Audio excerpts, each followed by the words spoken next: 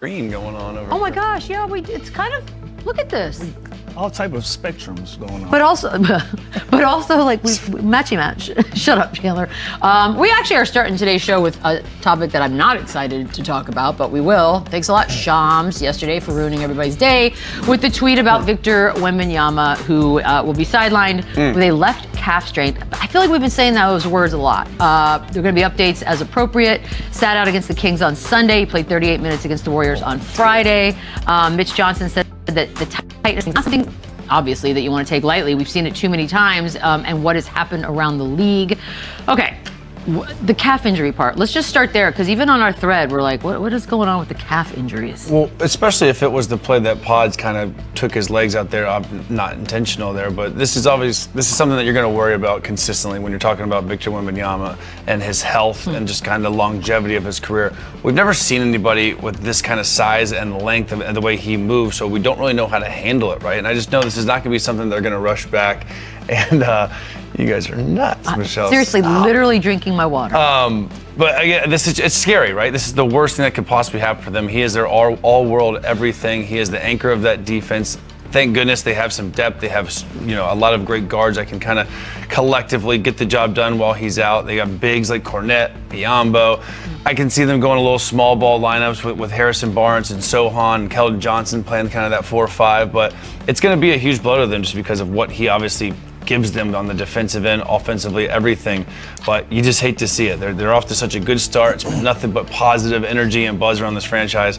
And now you kind of have him down for a couple of weeks at minimum. It's just a tough blow for them early in the season when they're kind of on the rise. Yeah, and collectively around the league, I don't know what to make of all of these calf strains, right? This is a particularly new thing that we're starting to hear in the NBA. Usually it's knees and ankles and things of that nature, and now we're starting to hear the term overuse. When it comes to these calf strains. So I don't know really what to make of it. We've seen how catastrophic it can be for a guy's career when that leads to the Achilles and all of those other things, the kinetic things that's connected to that. So hopefully this is something that is only a multiple week issue for Wemby and the rest of the guys that are dealing with this throughout the league. But yeah, this is interesting. It's starting to become a thing. What do you guys do like when you're playing? Like what? Because I remember like Jordan had all the sleeves and everything else was going. What modern day is that's happening? What I mean. It's like this can't be like a load management thing, right? It's 14 games in the season. I think he also missed a lot of time with the blood clots. That's what I mean. A lot of this stuff is inevitable, right? It's going to happen, especially with a guy like him, who, again, I don't think trainers are prepared. They don't know what to expect. It's like a Zion. When you have that kind of explosiveness, that kind of athleticism,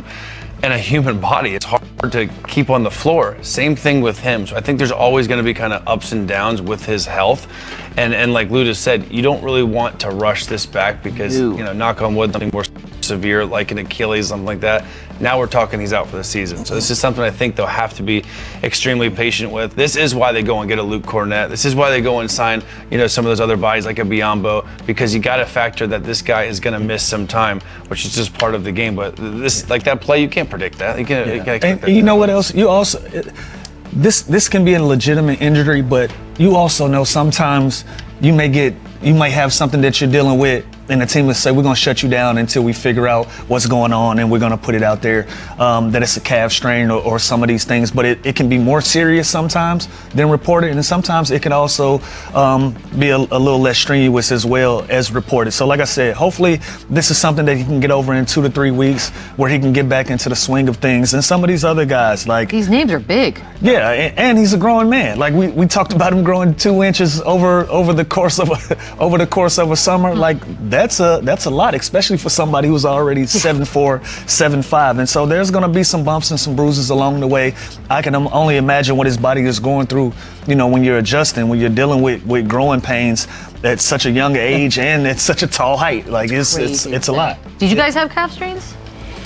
No. I mean, it kind of went straight to my knees, honestly. But look at the names that have had recent calf. It's AD, Ja, Drew Holiday, Luka, Hallie. It's no similarities. Like some of these guys are grounded. Some of these guys are high flyers. You got guards. You got bigs. So I don't see anything where I can really tie this into something. I would like more information. We're talking about all the stuff MJ and stuff used to do. We have so much more advanced medical stuff now where they're doing the cryo chambers. They're doing the cold plunge. They're getting massages. Maybe you just need a good old-fashioned sleep. dry needling. Yeah, go back Maybe to the go back Don. to Go this back to league. the Don Joy and braces. all the way. Please. Maybe we're too technical. That's what I'm saying. We're too Maybe we've much. allowed too much medical I think there's people something to into it. the locker rooms where everybody's the smartest person in the room. We need to do this. We need to do that. Like, Roll up the maybe- pre-wrap on the patella. Yeah, maybe do we it. get back to the Go old basics school. and stop all these new machines and trying all of these new little gadgets and gadgets and all of that. Let's get back to the old-fashioned taped ankles. High tops. High bring tops. Do everything kids come even back. tape anymore? We're ankle braces now. No tape. No tape. Like I remember when I played, there was a time slot for Like, like, a rookie yeah. to basically vet, and you had to go. That's not a thing anymore at all. I don't know. You're right. telling you, Last man. year I didn't Yeah, get taped. I didn't know what to do. I also didn't play. Yeah. There's something to Me this. neither. I was Too an much. ankle brace guy. Yeah. I think there's something to this. We do have like a little list of Wemby injuries so far in his career. Oh no, that's the schedule. Oh, well, we want to figure out if they're going to be all right. Look, they're 4-4 without him, I believe. I'll tell you this: this is a favorable schedule, and again, I think it's going to be ups and downs here. But then there's going to be a huge hole defensively with him out, and they're going to have these guards kind of carry the load offensively. But that schedule, for the most part, it's not too Grizzlies bad. tonight. Yeah. All right. Grizzlies, Hawks, Suns, Blazers, like Grizzlies again. Like Also Play roll. hard. Suns play hard. Again, Yeah. there's not really an easy night, and a couple teams in the East, but still, you could. There's no teams are just going to lay down. So I think this is a little bit favorable, but this is when they got to get other production from those other guys. This is where Vassell needs to be. Come great. on, This guys. is when Keldon Johnson's going to be great. And this is also a great opportunity for Fox to get his legs back. Dylan Harper's going to come back in the lineup soon. Sohan's back now.